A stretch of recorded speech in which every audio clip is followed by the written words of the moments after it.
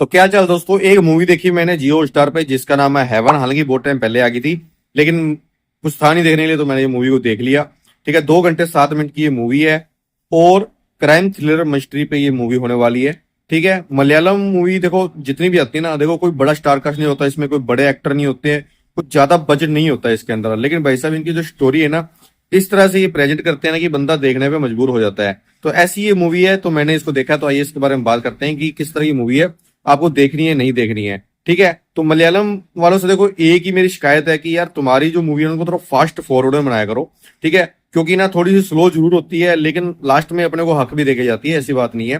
ठीक है, तो मैं ये चाहता हूँ थोड़ा उसको फास्ट फॉरवर्ड में रखा करो ताकि मूवी देखने का मजा और भी आ जाए। तो मतलब ये स्लो बर्न फिल्म है। ठीक है, लेकिन ये है कि फिल्म चलती रहेगी, आपको बोर बिल्कुल नहीं करेगी। कैसे नहीं करेगी बात करते हैं। ठीक है, इसमें देखो एक पुलिस वाला है, पुलिस वाले से बाद में बात करेंगे। स्टार्टिंग में क्या होता है, एक सीन दिखाया जाता है कि कुछ बच्चे मतलब कि जो एनसीसी वाले जो स्पाई होते हैं ना, वो कैंप लगाने के लिए जंगल में जा रहे होते हैं। ठीक है, तो स्टार्टिंग में सीन इस तरह से दिखाया जाता है, जो अपने को गुमराह किया जाता है, लेकिन उसका कोई फिल्म से आगे तक कोई लेना देना नहीं है, बाद में उसकी जरूरत भी नहीं होती है।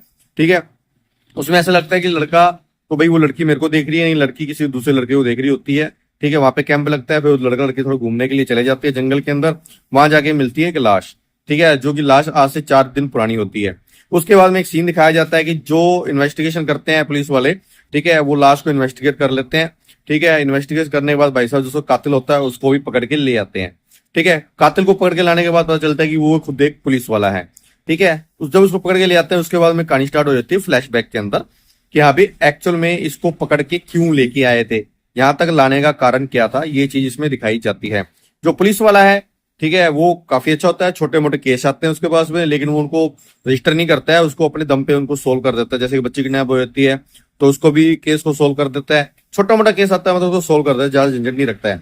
ठीक है, उसके बाद में एक घटना होती है कि भाई उसके बच्चे के बैग से ना कुछ जर्दे पुड़ी निकल जाती है। ठीक है, तो ऐसा हो जाता है तो बच्चे को ये लगता है कि मेरे पापा मेरे से बात नहीं कर रहे हैं।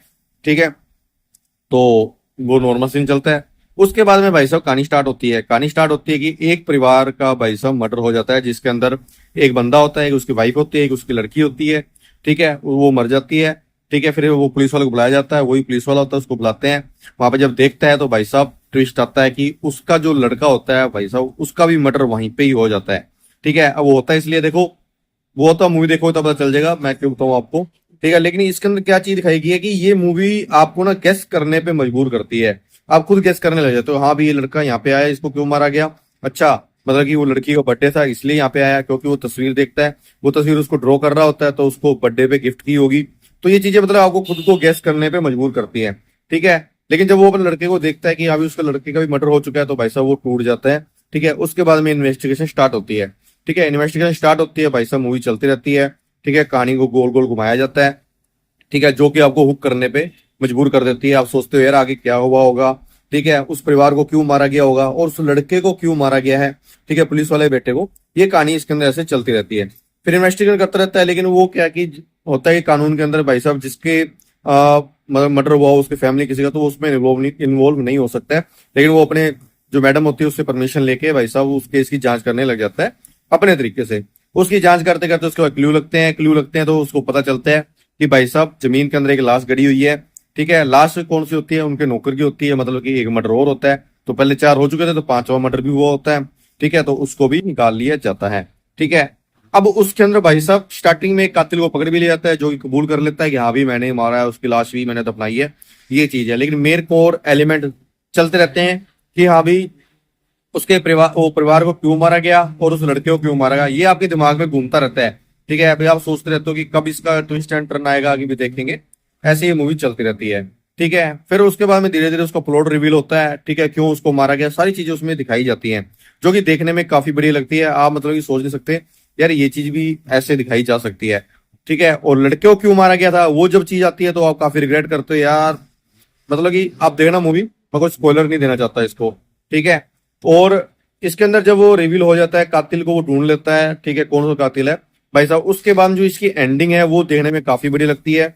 एंडिंग ऐसी है कि जब उसको पुलिस वाली स्टार्टिंग में पकड़ के लेके जाती है ना, ठीक है, तो उसको भाई साहब रिहा कर दिया जाता है, बाय जब बरी कर दिया जाता है कि भाई साहब इसने नहीं मारा है। लेकिन भाई साहब उसी ने ही मारा होता है, लेकिन कैसे मारा जाता है वो लास्ट का जो क्लाइमेक्स सीन होता है 30 मिनट का, उसमें अपने को दिखाया जाता है, जो कि देखने में काफी बढ़िया लगता है और काफी इंटरेस्टिंग भी लगता है। थोड़ा दिमाग में भी जोर देना, हल्का फुल्का, ज्यादा नहीं है। हो सकता है कुछ जगह पे आप गैस कर लो, लेकिन कुछ जगह पे आप गैस नहीं कर पाओगे, ठीक है, ये तो मेरी गारंटी भी है। ओवरऑल मूवी काफी अच्छी है, स्लो बर्न मूवी है, मर्डर मिस्ट्री है, शुरू से लेके एंड तक इन्वेस्टिगेशन चलती रहती है। लास्ट में कातिल को कैसे मारा जाता है वो भी इसमें दिखाया जाता है, और खुद वो पकड़ा नहीं जाता, जब उसको पकड़ा जाता है वहां से वो बरी भी हो जाता है।